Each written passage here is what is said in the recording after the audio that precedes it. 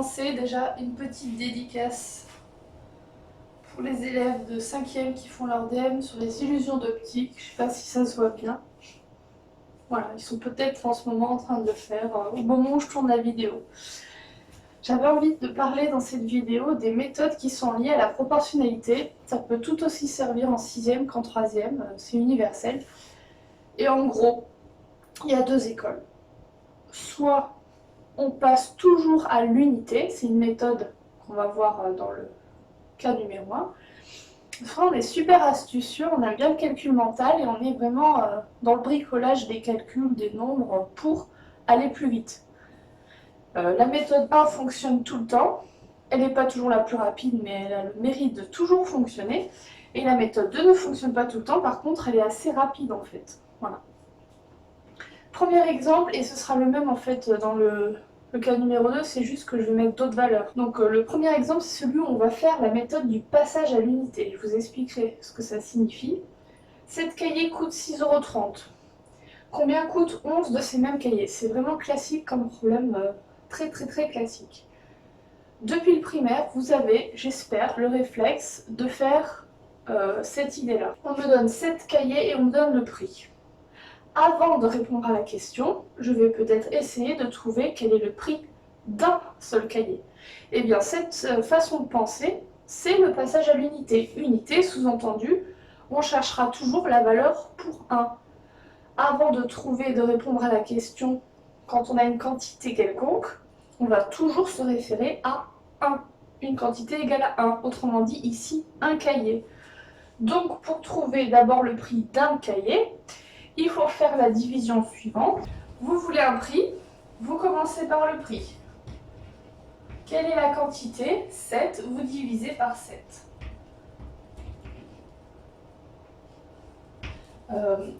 Petite parenthèse avant de trouver le résultat de ça.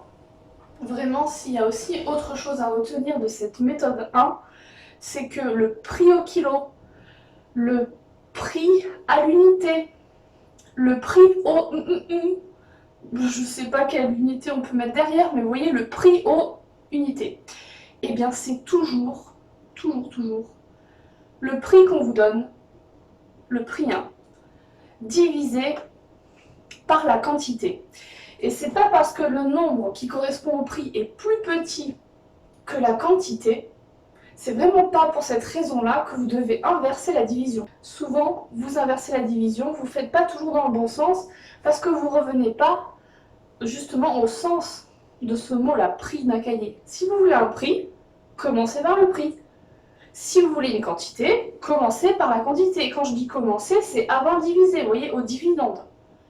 Donc, prix au le prix divisé par la quantité, toujours dans ce sens-là.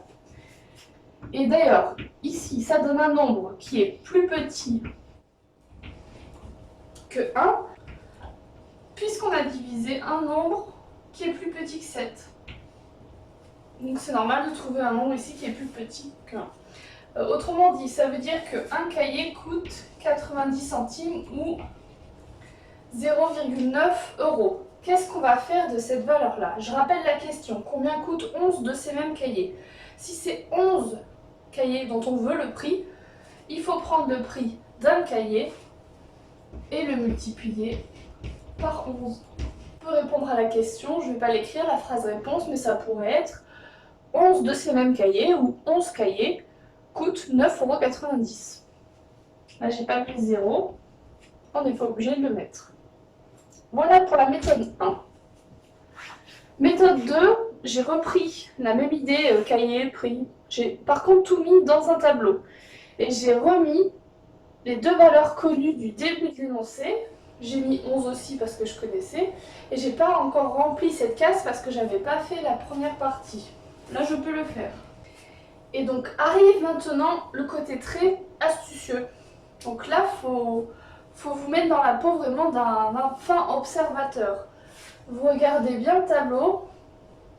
Et en fait, il ne faut pas chercher, par exemple là pour 18, parce que je rappelle que si j'ai mis ça sous forme de tableau, ça sous-entend que la question, si c'était un énoncé, combien coûte 18 de ces cahiers, 4 de ces cahiers, 33 de ces cahiers ou 6 de ces cahiers, si le prix à l'unité ou si le prix ne change pas, on va dire. Donc, quand vous voyez 18, il faut absolument, si vous voulez vraiment faire autrement que le passage à l'unité, il faut absolument trouver un lien entre 7 et 11 et 18, ou quelque chose qui s'en rapproche. Il faut trouver un lien donc entre 7, 11 et 18, et puis une ou plusieurs opérations, parce que si vous prenez juste 7 et 11 et que vous faites aucune opération, vous voyez pas bien ce qui se passe. Donc je continue dans mon idée d'expliquer un peu d'où vient l'astuce. Des fois on la voit tout de suite, des fois il faut un peu creuser. On continue de chercher. Alors, bon, on voit pas, on trouve pas. Qu'est-ce qu'on fait? Ben, on va tester peut-être des opérations.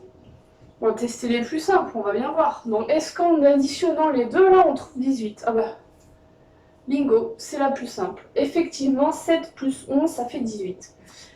Alors, vous allez me dire, mais je pensais qu'on n'avait pas le droit d'additionner ou de soustraire dans les tableaux de proportionnalité. Oui, en ligne, au niveau du coefficient, là, quand il est comme ça, le coefficient, bon j'ai plus la place, mais il est censé être marqué là, ou là avec une petite flèche. Oui, on n'a pas le droit d'ajouter. Mais là, au niveau des colonnes, on a le droit d'ajouter. Pourquoi? Ça, il faut que j'explique quand même pourquoi. Parce que derrière, ça a du sens. Imaginez, vous allez dans un magasin. Vous achetez 7 cahiers, mais vous vous rendez compte que vous en avez oublié 11. Enfin, c'est un sacré oubli, hein, mais bon, c'est comme ça. Donc, vous retournez au magasin et vous en rachetez 11. Bah, si le prix n'a pas changé, quand vous vous demandez au final combien vous avez payé dans la journée, ça sert à rien de faire 18 fois le prix d'un cahier si vous l'aviez vu sur l'étiquette du prix. D'ailleurs, il fallait aller voir le prix à l'unité d'ailleurs sur l'étiquette du cahier, chose que peut-être vous n'aviez pas remarqué hein, en fait. Alors que les deux notes qui correspondent aux courses que vous aviez faites séparément, peut-être que vous l'avez gardé la note. Si vous avez la note du matin et la note de l'après-midi, on va dire, bah vous pouvez additionner les deux. Logiquement, ça fait le même prix. Enfin, vous êtes d'accord, hein, vous achetez 7 cahiers, vous en achetez 11, ils sont tous au même prix. C'est comme si vous en achetiez 18. Donc là, effectivement, en colonne, dans ce sens-là, j'ai le droit d'additionner les colonnes. Et donc, pour obtenir le prix en dessous de 18, je vais additionner aussi 6,30 et 9,90. On trouve 16,20 € en additionnant. Alors, vous vous doutez bien que j'ai pas mis à chaque fois les mêmes opérations pour pouvoir traiter toutes les opérations et toutes les astuces. Donc là, pour 4, on ne va pas additionner des colonnes. Surtout que 4, en fait, c'est une valeur qui est plus petite que les 3 autres colonnes. Au niveau des valeurs 7, 11 et 18. Alors j'observe, je fais des tests avec 18, avec 11, avec 7. Qu'est-ce que je peux faire? Je me creuse. Et là, bon, l'addition ça marche pas, on va essayer la soustraction. 11 moins 7, ça fait quoi? Ça fait 4. 11 moins 7, 4. Donc il suffit de faire ce prix-là moins ce prix-là. Et on trouve 3,60.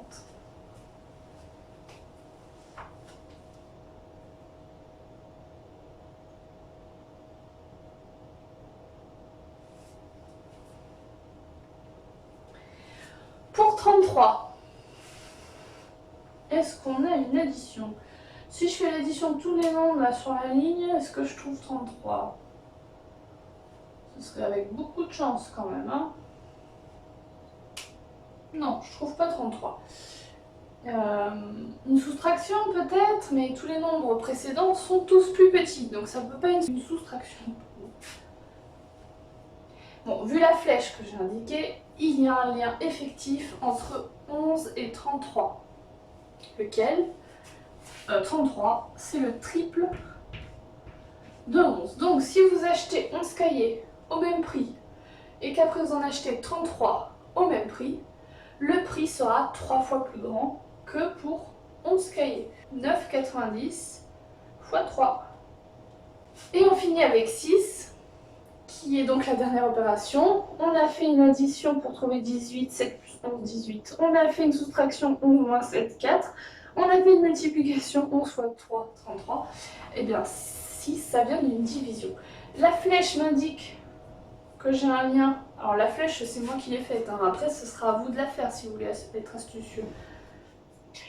Donc la flèche m'indique que c'est avec 18 qu'il y a un lien. 6, 18. Cherchez bien dans votre table de 6. Alors, en fait 6 c'est le tiers de 18.